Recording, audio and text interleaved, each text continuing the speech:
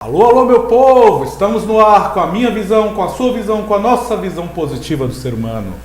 Hoje, 28 de junho de 2017, eu estou tendo a honra de trazer ele, que é o diretor espiritual do Encontro de Jovens com Cristo, aqui da Perpétuo Socorro. É um padre que a gente pode chamar desse padre das novas gerações, digamos assim. Não sei se esse seria o termo correto, né? Hoje é com grande prazer que eu recebo o Padre Fernando. Boa noite, Padre. Boa noite, Mário. É um prazer estar aqui com vocês, acompanhando aí juntamente os telespectadores da Rede TVN. E um prazer poder falar um pouco do nosso trabalho, bem como também da forma de evangelização, como você bem utilizou, os padres das novas gerações. É um pouco que a gente tenta ser. Bom, vamos falar um pouco da origem, de como que o senhor se tornou padre, teve um apoio familiar, como é que funcionou isso, como que o Fernando virou Padre Fernando?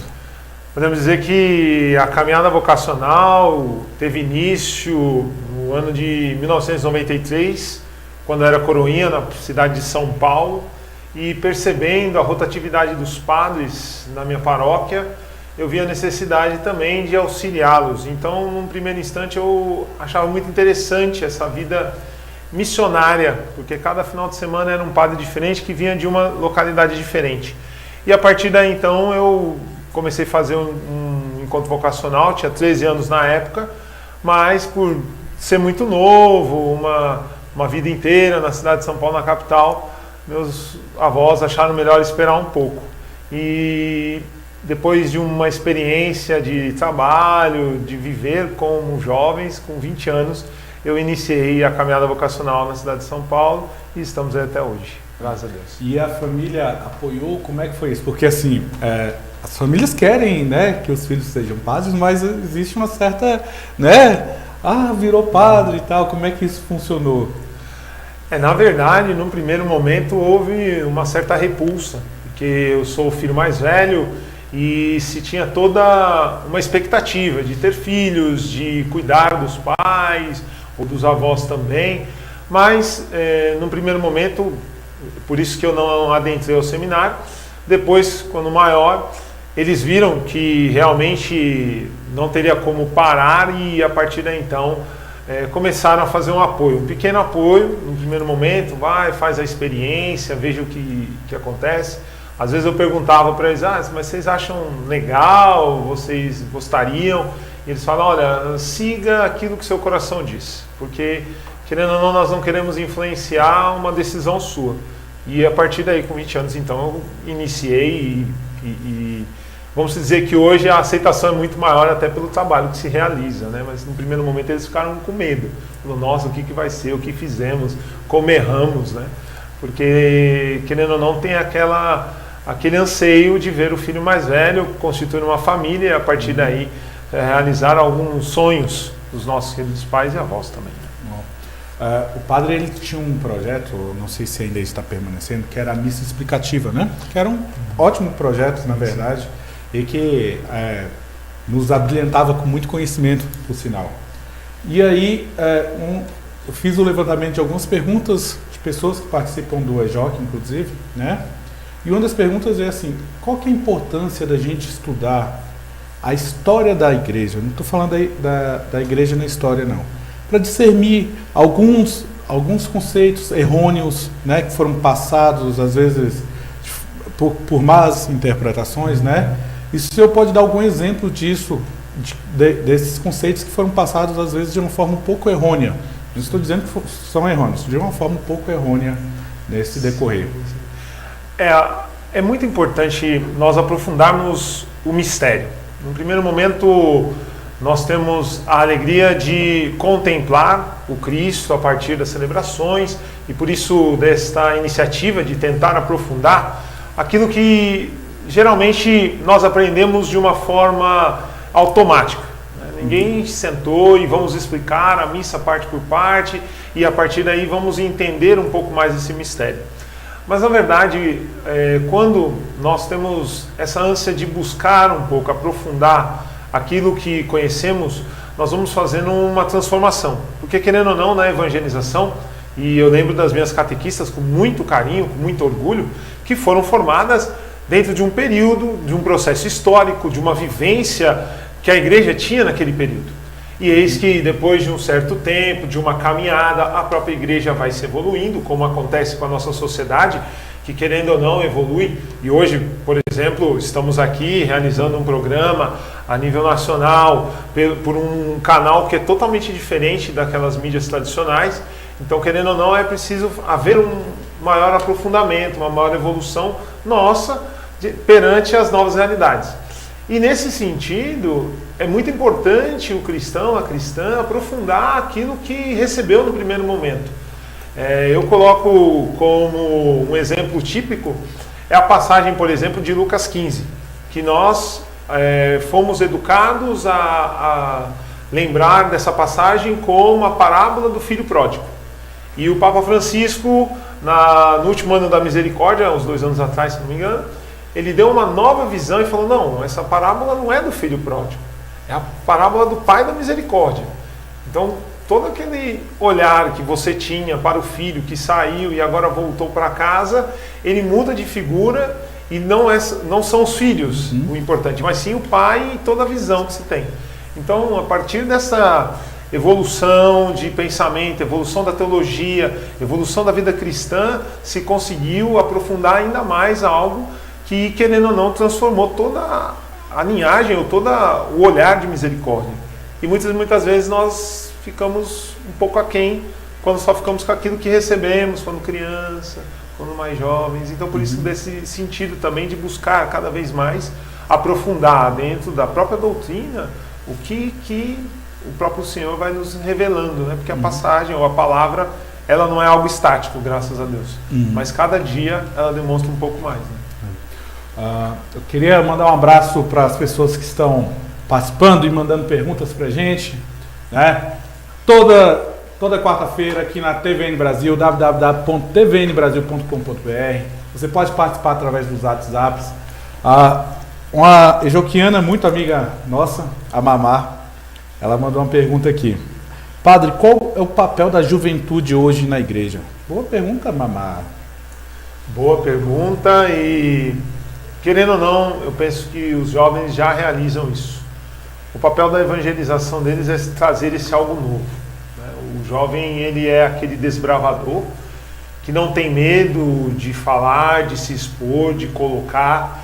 E querendo ou não, nós enquanto igreja estamos precisando deste novo olhar. São novas formas, né?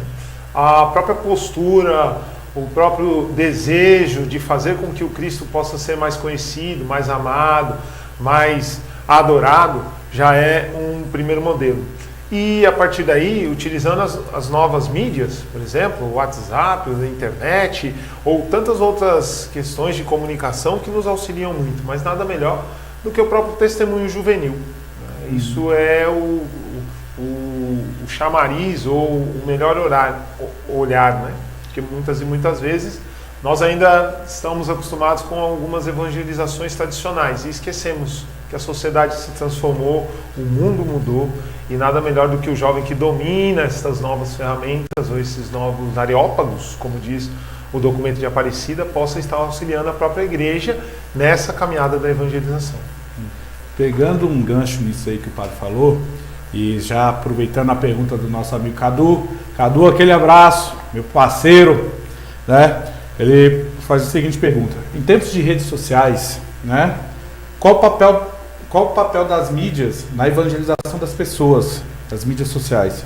E se o senhor já pensou em fazer a direção espiritual através do WhatsApp? Boa pergunta. Boa pergunta. Muitos me questionam, né? O senhor poderia fazer aí uma direção espiritual pelo WhatsApp, mas querendo ou não, o Santo Padre, há uns anos atrás, porque as novas mídias estavam tomando um lugar muito grande, até algumas pessoas sugeriram que fizessem confissões pelas mídias. E aí ele falou, não, vamos devagar, porque não dá. Porque é demais. É demais, é muita modernidade. Mas, querendo ou não, as novas mídias, elas nos auxiliam demais a estar fazendo com que a informação chegue mais rápido E de modo particular, eu coloco o WhatsApp, por exemplo, no Brasil, mas em outros países temos outras formas, outras plataformas, que nos auxiliam a levar uma mensagem boa, a levar uma evangelização mais eficaz, e isso vai depender muito de cada um, de cada uma. Eu utilizo, né, querendo ou não, eu tenho um programa todo dia, diário, praticamente, sobre o Evangelho, que atinge uma gama muito grande, porque querendo ou não, você tem aquelas pessoas que enviam as correntes, que são verdadeiras pedras nos nossos sapatos, e tem aquelas pessoas que pelo menos enviam alguma coisa que acrescenta na vida. E isso é importante. E todos nós temos alguma coisa a acrescentar, seja um pensamento, seja uma mensagem, seja um vídeo que eu vi, alguma situação, e nos tornamos aí potenciais evangelizadores, porque hoje as redes sociais estão não só nos nossos computadores, mas agora cabem na palma da nossa mão. E isso cada vez mais alavanca e pode aproximar as pessoas de algo que estava meio adormecido, esquecido ou deixado de lado. Até aproveitando isso, eu vejo assim, mudanças enormes, né? Eu entrei no site do Vaticano há pouco tempo atrás, tem coisas interessantíssimas, né? Eu vejo às vezes o Santo Papa, né, já usando. Então você vai vendo que isso é uma forma de comunicação. Sim, né? Muito eficaz, muito boa. E é um jeito de se aproximar mais das pessoas, né? Mais uma perguntinha aqui. Padre, de que forma o senhor vê que as mudanças nos hábitos e costumes, como por exemplo, pedir a bênção aos mais velhos, ou a retirada do ensino religioso nas escolas, tem afetado tanto na propagação do nome de Deus, como na estrutura da sociedade? Pergunta inspirada essa. Bem inspirada. Na verdade, eu vejo que às vezes a ânsia que temos do moderno, da tecnologia, do novo, pode fazer com que avaliemos de forma errônea aquilo que, querendo ou não, garantiu a própria sobrevivência da humanidade. Então você toca em assuntos que são de extrema importância, né? E querendo ou não, eu posso ser moderno, mas eu sou muito tradicional em algumas coisas, né? Ainda hoje eu peço a bênção para minha avó, peço a bênção para minha mãe, porque ali não é só pedir a bênção por causa da igreja, mas é um sinal de respeito.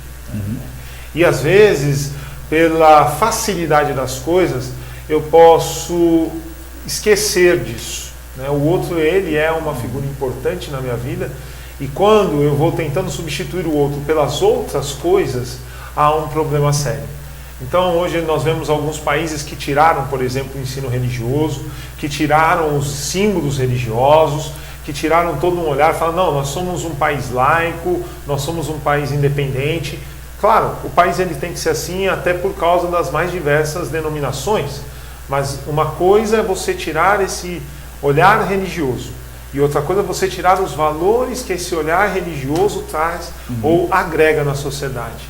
Eu gosto até de lembrar, por exemplo, na minha casa até hoje, não se tem televisão na sala de jantar e não se tem televisão nos quartos. Até porque, querendo ou não, é o momento que você está com a família, é o momento que você está com as pessoas. E às vezes, não, pela modernidade, precisamos saber disso, precisamos saber daquilo, nós vamos passando por certos valores que, querendo ou não, foram ensinados por aqueles mais velhos, foram ensinados pelas próprias religiões, pelo próprio cristianismo, se assim podemos dizer, e nos ofereceu uma qualidade de vida muito grande. Agora, quando você tira tudo isso, você vai tirando alguns referenciais, e o problema hoje é que colocamos outros referenciais, que muitas vezes não estão de acordo com aquilo que pensamos, com aquilo que realmente precisa ser o chamariz da própria vida. Né? Bom, mais uma perguntinha. Alô, Marília, tô te assistindo, hein? DDD 61 99914 9306. Hoje estamos recebendo o Padre Fernando, que está aqui abrindo os nossos conceitos, digamos assim, a respeito de algumas coisas, né? Padre, estão pedindo para que o senhor fale um pouquinho dessa diferença entre religião e religiosidade, né? Se tem como diferenciar isso e o que seriam esses conceitos de forma mais clara, digamos assim.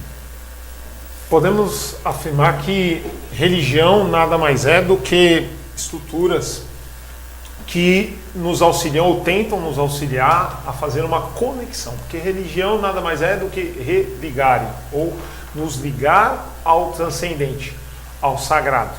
E a religiosidade é a forma como eu me conecto com esse sagrado. E aí existem diversas formas de religiosidade, ou podemos dizer espiritualidades. Acho que a palavra mais adequada seria essa, as mais diversas espiritualidades ou carismas que me encaminham a viver com o transcendente. A partir daí, claro, trazendo para o cristianismo, eu tenho uma religião que foi fundada por Pedro, por Jesus, que teve Pedro como o seu primeiro depositário, e a partir dali, pela tradição, foi chegando até hoje o Papa Francisco, e a partir dali, então, eu tenho toda uma riqueza de espiritualidades e religiosidades que me levam, ou tentam levar os seus seguidores, ao maior encontro com o próprio Senhor. E é a partir desse encontro que eu vou alimentando cada vez mais a minha fé, a minha religiosidade, e vou fazendo com que eu possa transformar não só a mim, mas a sociedade que eu estou ao lado. E essa é a função da religião.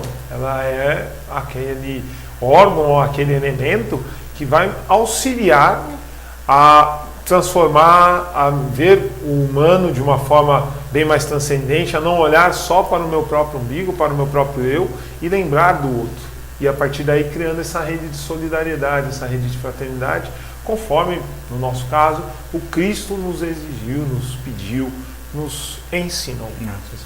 Bom, lembrando que a gente está falando aí, né, em todas as redes, através do site www.tvnbrasil.com.br, a sua TV online. Padre, como é que uma pessoa que às vezes não conheceu essa questão religiosa, como é que ela pode ter esse primeiro acesso? Como é que ela pode ter esse contato? O senhor tem algumas dicas. E aí a gente volta um pouquinho ao que o senhor falou atrás a respeito dessa retirada também dos conceitos religiosos. Isso também é muito perigoso, né? Eu não acredito que isso funcione, né? Mas quais seriam as dicas para essas pessoas começarem a buscar ter um pouco mais de conhecimento, né? Porque tem pessoas que nunca tiveram nenhum conhecimento com nada que seja religioso, digamos assim. É um trabalho um pouco árido, difícil, mas possível. Eu concordo com você que muitas vezes quando nós vamos tirando o sagrado da nossa vida, nós temos a tendência, infelizmente, a viver numa forma um pouco mais animalesca, dependendo das situações. É claro que uma pessoa que não foi inserida ou não conhece a religião, não conhece a espiritualidade, ela precisa ser conduzida. E se formos recordar no início da igreja, quando as pessoas começavam a ter contato, sempre havia o mentor ou o mestre ou aquele que estaria me conduzindo a uma caminhada de fé, uma caminhada de construção da própria fé. Isso acontece a partir das conversas que vamos tendo, porque na própria filosofia nós vamos percebendo que o ser humano ele tende à transcendência, ele tende a buscar fora de si algumas respostas e a partir dessas respostas a construir o seu próprio ser, o seu próprio eu. E a partir daí então, com conversas, olhares com pessoas amigas, nós podemos começar a criar esta conexão. No nosso encontro do EJOC, por exemplo, é uma tentativa de fazer isso, porque nós não chegamos no primeiro momento com a lei, a norma, a obra, não, a religião fala que isso pode, isso não pode. Não. No primeiro momento, nós vamos tentando demonstrar uma proposta, que foi o que Jesus fez, um projeto. Olha, existe esse projeto, existe essa forma de viver, essa forma de estar, de se relacionar com o outro. E a partir do conhecimento desse projeto, as pessoas vão aderindo cada vez mais a esta maneira de se encontrar. Porque nada mais é do que isso, né? A religião tem um intuito de levar-nos a encontrar com Deus e encontrar conosco mesmo, né? Sanando até mesmo algumas carências, algumas dúvidas, algumas questões, né? Então, de modo prático, e é uma das coisas que eu falo muito para o jovem, né? o próprio acompanhamento que você faz daquela pessoa, demonstrando os valores, né? Porque, querendo ou não, alguns valores eles são fundados no cristianismo, mas são valores universais.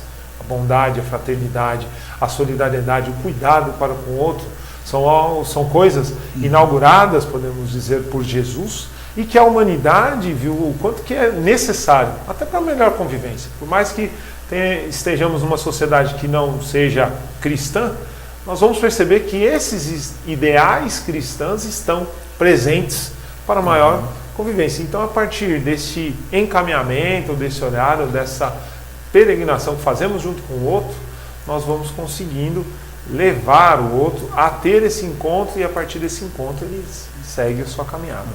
Eu vou aproveitar que o padre está aqui e com seu conhecimento, é lógico, bíblico, né? Padre, o programa chama Visão Positiva justamente porque a gente tenta mostrar um lado positivo do ser humano. Seria possível, agora vou te pegar de surpresa, seria possível a gente, alguma passagem, alguma palavra bíblica que falasse dessa questão dos potenciais do ser humano, alguma palavra que falasse exatamente dessa questão da capacidade do ser humano, uma passagem que fosse inspiradora, sim, eu lembro aí de cabeça? Olha, eu gosto muito de uma passagem, e ali eu vejo a potencialidade que Jesus teve para com esta mulher, né? Que é a mulher pecadora. Quando Jesus está escrevendo na praia, eu vou contar da minha forma, tá? É um pouco diferenciado. Jesus está escrevendo na praia, aquele sol, aquela coisa bonita, e de repente me chega um monte de gente com uma mulher falando: olha, senhor, essa mulher foi pega em adultério e o senhor sabe o que tem que fazer. Tem que matar e tal, apedreja ou não apedreja? E aí Jesus parou e falou: bom, se eu falar que não, eles vão dizer que eu não estou seguindo. Se eu falar que sim, eu não vou estar sendo fiel àquilo que eu acho e congrego. E a partir daí ele disse: olha, quem tiver pecado, atire a primeira pedra.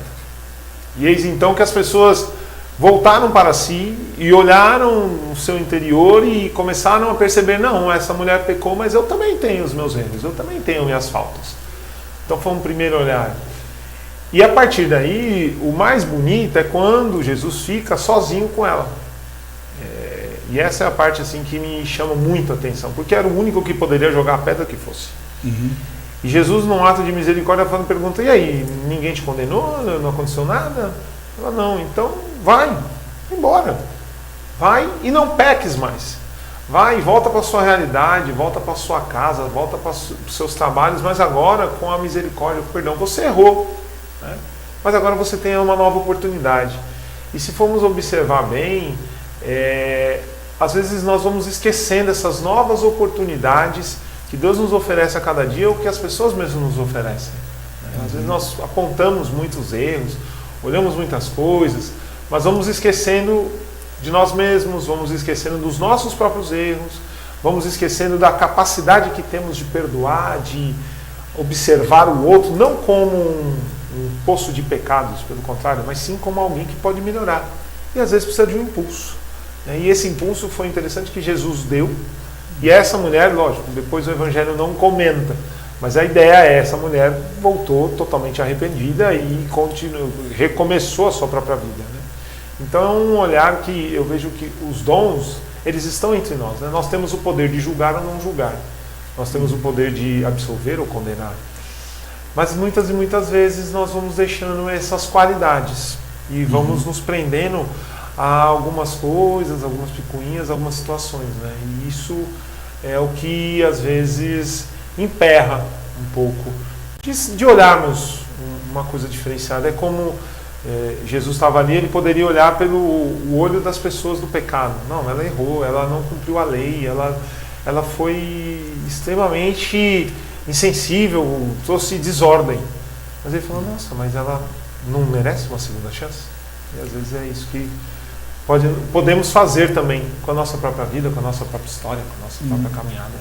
Eu tenho acompanhado, e não só eu não sei se a palavra fã seria uma boa palavra, né? Não, mas eu tenho visto a questão do Papa Francisco assim com bons olhos, sim, né? E aí eu tenho acompanhado trabalho de peregrinação dele junto a países de religiões diferentes, né? E sempre muito aberto, muito solícito. O senhor percebe isso como uma nova abertura da igreja, ou isso já era feito, mas também não era muito divulgado? Ou como é que o senhor percebe essa nova ascensão da igreja num sentido mais acolhedor, nesse sentido? Assim, não, todos somos filhos de Deus, então vem para cá e pronto. Não digo só o Papa Francisco, mas podemos colocar desde o João Paulo II a esta abertura maior da comunidade cristã nos mais diversos lugares, né? O Papa João Paulo foi o que mais viajou e tentou fazer essas ligações com mundos totalmente diferentes. É um olhar que não é nosso, não é novo, mas sim ele agora começa a ficar mais evidente, aparece mais. Está mais nas mídias, até porque as pessoas começam a ter mais contato ou acesso à informação, né? O que antes demorava quase uma semana de chegar da Europa para cá, agora em questões de segundos estamos aí. Claro que o Papa Francisco ele é o protótipo, podemos dizer, de uma nova evangelização, de um novo olhar para com o outro. E isso não é uma novidade no campo da igreja. Desde o Concílio Vaticano II de 64 já se pedia isso. É claro, a formação das pessoas, a mentalidade da época, demorou quase 40, 50 anos para isso estar entre nós, né? Mas é visto não algo novo, pelo contrário, e um olhar até mesmo que as pessoas ficam assim maravilhadas, né? Às vezes vê uma atitude do Papa querer pagar a sua hospedagem. Não, peraí, isso não acontece, mas peraí, eu não sou melhor ou pior do que alguém por causa de um cargo. Acho que isso que começa a ficar mais claro. O cargo dos santos padres não é um cargo de poder, mas sim de serviço, né? E essa visão é muito bonita porque faz com que ele não fique só preso ao seu rebanho, mas lembre do rebanho de toda a igreja, né? O rebanho de todo o Cristo, porque o Cristo ele não ficou preso só aos judeus, mas ele quis ir a Samaria, depois ele foi a outro lugar, depois pediu para Paulo ir os pagãos, e a partir daí fez com que o cristianismo crescesse e tomasse uma dimensão mais da solidariedade e do amor para com todos, né? E isso é bonito de perceber. Nesse sentido, por isso que eu te falei que não seria fã, porque senão fica que nem popstar, né? Não é bacana. Mas é um olhar de esperança. Você fala, olha, se o Papa com tudo aquilo, e eu fico impressionado, eu falo, nossa, ele tem um mundaréu de coisa para fazer, e ele consegue, por exemplo, tirar um dia dele e ir visitar os pobres, e ir comer com as outras pessoas, e conversar, por que será que eu não consigo? O que me impede, o que me atrapalha? Então é um grande incentivador. E até mesmo nessa questão das outras religiões, é muito bonito buscar o diálogo, buscar a conversa. Buscar um olhar não pelas doutrinas, não por aquilo, mas sim por aquilo que nos une, né? Porque todas as religiões ou todos os países desejam viver a paz, desejam viver o amor, a fraternidade. Então vamos começar por aí, não pelas diferenças, né? Aí é diferente de um Trump, por exemplo. Eu queria até aproveitar e fazer um convite, né, para quem está nos assistindo, que procure esses encontros de jovens. Principalmente, eu não diria tanto o pessoal mais novinho não, mas o pessoal mais da minha idade, assim, mais velho, para poder ter essa nova visão, porque assim, eu vejo que às vezes as pessoas esquecem, né, tem uma visão muito errada daquela, assim, sabe aquela tia Beata, muito rigorosa. Sim, e tal, então vai construindo um conceito de igreja muito ruim e que não é verdadeiro, né? Sim. Que não é verdadeiro. Então, assim, tem vários encontros, nós estamos, o padre, ele é o diretor espiritual do EJOC, mas outros encontros também na sua cidade que está nos assistindo, né? Que busque isso de novo para poder ter uma visão um pouco diferente disso, né? Não é tão assim. Padre, sempre me questionam muito, e é isso quando eu estou reunido com os amigos, né? Por que tem tantos poucos padres? Uma das explicações é o tempo de formação, é isso? Também. Qual que seriam as explicações? Vamos dizer, São várias. No primeiro momento é o tempo. Nós vivemos numa sociedade líquida em que as coisas têm que ser para ontem, é tudo muito rápido. Então, e querendo ou não, eu vejo isso como uma riqueza muito grande da igreja. Não é porque a pessoa quer ser padre que ela já vamos ordenar e já vamos colocar lá numa comunidade e já vamos. Não. Precisa amadurecer, precisa conhecer, precisa vivenciar e ter a experiência do sagrado. Então vamos dizer que você tem 10 anos, 7 anos, dependendo do módulo, para fazer essa experiência. Depois você precisa se preparar. Eu não posso oferecer aquilo que é mais sagrado, que é o outro, e aquilo tudo que ele me conta, para qualquer pessoa. Eu preciso ter uma pessoa ali preparada.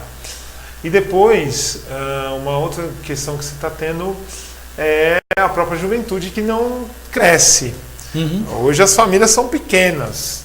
Hoje a questão do filho único é muito grande. Não vamos ter filhos, não. Para quê? É muito trabalho. Esse dia eu estava conversando com um casal e eles diziam, padre, dá uma preguiça ter o segundo filho, que é uma coisa de louco.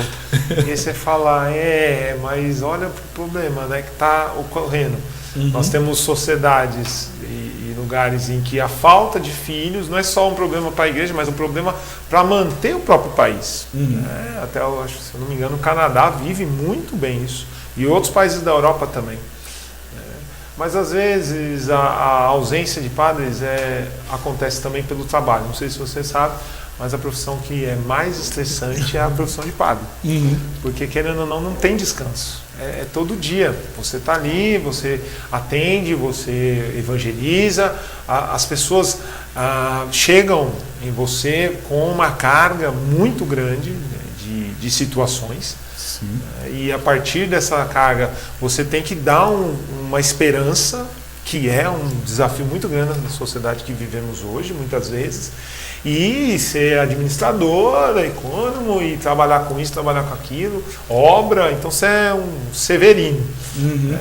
E isso às vezes assusta, porque, querendo ou não, as pessoas, os jovens, muitas e muitas vezes não querem tanto trabalho assim. É mais fácil ficar naquilo que é mais prático, o que é mais agradável. Né? Então nós temos algumas quedas até por causa disso. E uma outra questão também é porque hoje o mundo não está, eu coloco assim, o mundo não está tão evangelizado pelo medo, mas sim pela esperança. Então antes, não, você tem que ser padre para ver se você reza aí pela família, se a coisa acontece, vamos ter muitos filhos, vamos ver a coisa acontecendo. E hoje já não. Hoje já se busca mais pela vocação, pelo desejo, pela vontade de querer transformar, ajudar o outro. Não sei se você já percebeu, mas vemos muito, por exemplo, jovens fechados no seu individualismo, no seu eu. Né? E isso também é um pouco complicador para fazer com que as vocações cresçam numeralmente. Né? Às vezes um jovem ouvir um não numa sociedade que permite tudo é um fator também desestimulador, porque, por exemplo, às vezes eu quero fazer uma coisa no superior, pode não. E você fala, mas eu acho que era legal, ia ser bacana. E você saber ouvir esse não, e você saber entender, porque aí vem a visão do mais velho, né? Aquele que tem experiência, porque o jovem ele gosta de fazer tudo. Ele tem a energia, mas o mais velho tem a experiência de falar, olha, vamos por aqui, vamos por ali. Então é um pouquinho complicado nesse sentido, né? Nessas caminhadas. Quando a gente falou um pouquinho atrás sobre essa questão de pedir bênção, né?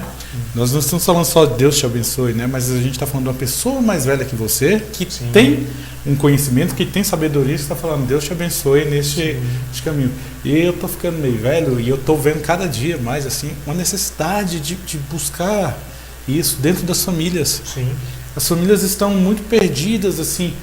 Meu filho vai crescer e depois ele segue a religião que ele quiser. Não é isso. Você tem que apresentar Deus para a sua família, para o seu filho, para que ele entenda princípios, como o senhor falou, de amor ao próximo, de caridade. Né? Sem dúvida. Porque essas coisas estão acontecendo. Infelizmente, eles estão crescendo e estão perdendo cada vez mais isso, né? E esse casal que falou assim, ter o segundo filho dá muito trabalho. Quem tem um tem três, vai por mim. Ah, Onde come sim. uma boca, come três. Três, dá o mesmo trabalho. Dá o mesmo trabalho. Bunda de neném você vai ter que limpar do mesmo jeito. Não? É só a primeira vez que é traumático. É verdade. Porque, às vezes o que acontece, né? Pegando esse gancho, até eu falava isso hoje não, domingo de manhã, né? Que a missa mais os idosos, ele tem esse costume. E eu chamava a atenção dos idosos, falei, idosos, vocês estão nas famílias, vocês têm que dizer algumas coisas também. Vocês têm que se posicionar. Ah, não, ele não quer, como você falou, ele não quer ir na igreja, ele escolhe a religião. Não, não é assim. Querendo ou não, sou eu responsável na educação. Não só na educação intelectual, porque eu até falo lá no colégio, né? Se seu filho chegar para mim e falar que não quer estudar mais, você vai deixar? Lógico que não, pai, não vou deixar nada, tem que estudar. Uai, é a mesma coisa com a religião, é a mesma coisa com a sociedade que você vive, você precisa se posicionar. Mas hoje dá muito trabalho, né? Então deixa, como é que tá, e assim caminha. E eu falava muito para os idosos, vocês se posicionem, vocês cobrem, vocês digam como tem que ser feito, porque na igreja primitiva era assim. Por isso que os bispos eram anciãos, os conselhos eram de pessoas mais idosas, porque tem experiência e fala, olha, é por aqui, o caminho é esse, eu já conheço, já vivenciei. Mas hoje em dia, às vezes até eles vão desanimando um pouco, né? E eu chamava a atenção, falava, olha, se coloquem, né? Porque senão... Nós voltamos sempre àquele princípio, né? Que tem que se trabalhar a base familiar, se isso está se perdendo, né? Padre, o senhor quer deixar uma mensagem para o pessoal que está nos assistindo? No primeiro momento, eu agradecer você, Mário Williams, e toda a equipe da TVN pelo espaço concedido, né, por este belíssimo programa que tenta levar uma mensagem de esperança, de vida e que, olha, independente de tudo aquilo que vemos, até brinco lá, o pessoal fica assistindo o Datena todo dia, né? Há outras coisas além do Datena. Né? Então, acho que a mensagem que fica é, eu também posso levar outra coisa a uma sociedade que infelizmente está viciada no que é negativo. E isso depende única e exclusivamente de mim. Nós temos grandes ferramentas para isso. Nós temos a internet, nós temos a TV, temos a rádio, mas temos a nossa presença. Nós temos o nosso dia a dia. E às vezes a maior evangelização que precisamos ter é do posicionamento perante algumas falas, algumas situações. Então nada melhor de que você, eu, todos nós, sermos esses evangelizadores. Levarmos uma boa nova, levarmos uma boa notícia, levarmos a esperança. E isso nós podemos fazer com a nossa própria vida, com a nossa própria história, com aquilo que fazemos. Então, não se acanhe porque a sociedade diz que aquilo é errado. Não se feche porque a sociedade não concorda, pelo contrário. Seja um Cristo na vida das outras pessoas, como Cristo fez. Né? As pessoas não estavam aceitando muito a mensagem dele, incomode também. Porque, querendo ou não, essa mensagem que você está levando é uma mensagem de vida, é uma mensagem de esperança e auxilia não só você. Às vezes, uma mensagem de bom dia, às vezes um abraço, uma parada e falar, e aí, como você está? Isso salva vidas. E você pode salvar também melhor do que o médico, melhor do que o padre, melhor do que tantas outras pessoas. Então, invista nisso. Bom, padre, eu queria agradecer a presença do senhor aqui, né? Agradecer pelo trabalho que o senhor faz lá, porque aquele trabalho ajudou não só a mim, mas como várias pessoas. Eu que já tenho um tempinho de casa, já tem uns 12 anos, mais ou menos, né? Então, assim, mas queria agradecer realmente o trabalho que o senhor tem feito, a mudança dessas pessoas, aquelas pessoas que passam por lá, sabem que algo diferente realmente acontece, né? E que a gente está precisando disso, de resgatar algumas coisas que têm se perdido, né? Gente, toda quarta-feira, às 8 horas da noite, na TVN Brasil, o seu programa Visão Positiva, comigo, ó. Aquele abraço, hein?